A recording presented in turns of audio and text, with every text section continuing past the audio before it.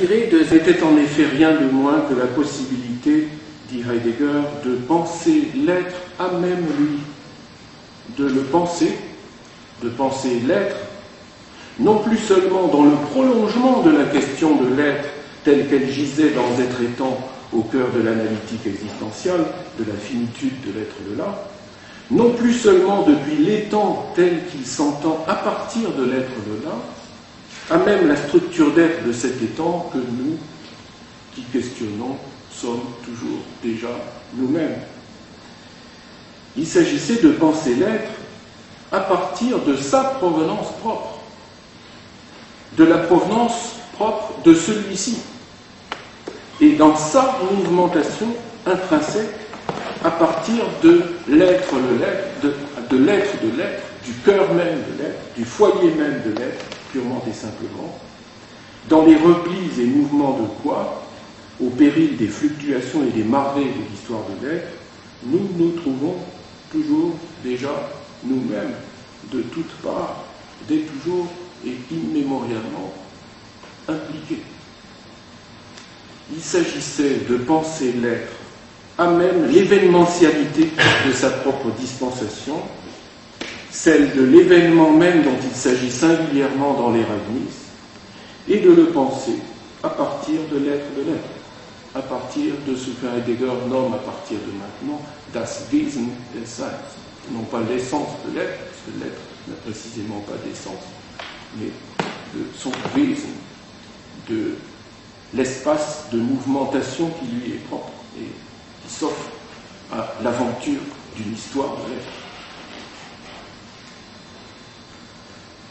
S'aventurer ainsi à penser jusqu'en l'être de l'être, ce qui sortit des Leibniz, telle est dorénavant la tâche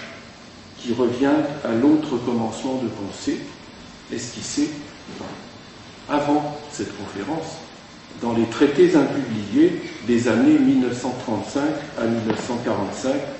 voire 1949-50. L'être,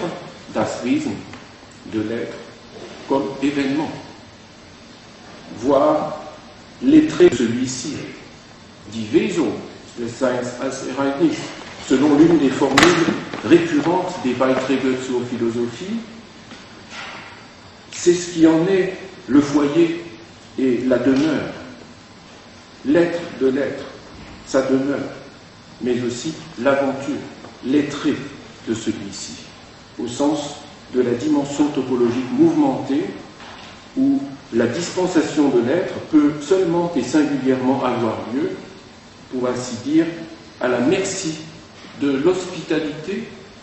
ou de l'inhospitalité des humains, le Dasein, de leurs faits et gestes,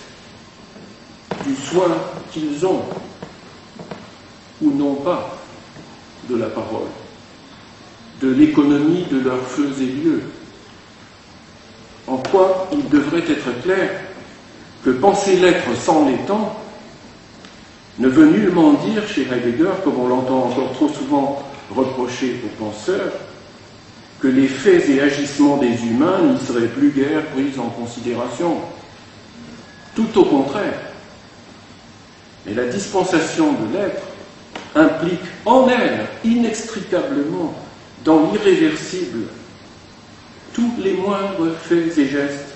des humains en leurs feux et lieux, du Dasein, de l'être le là, sans pour autant que la dite dispensation de l'être, c'est-à-dire aussi bien sa topologie que son histoire et aventure mouvementée, doivent être désormais pensées dans le prolongement de la seule entente de l'étant qui étend d'aujourd'hui son règne de toutes parts au terme de 2500 ans d'histoire de la métaphysique occidentale, à savoir l'étant qui intéresse l'être de la technique planétaire. Penser l'être, le penser lui-même à partir de lui-même, insiste Heidegger, en ce qui en est l'être, l'être de l'être, et en ses mouvements intrinsèques, les traits de l'être comme événement, die Wesung des Seins als Ereignis, et le penser ainsi, en quelque sorte, sans l'étant. Cela pouvait paraître une gageure,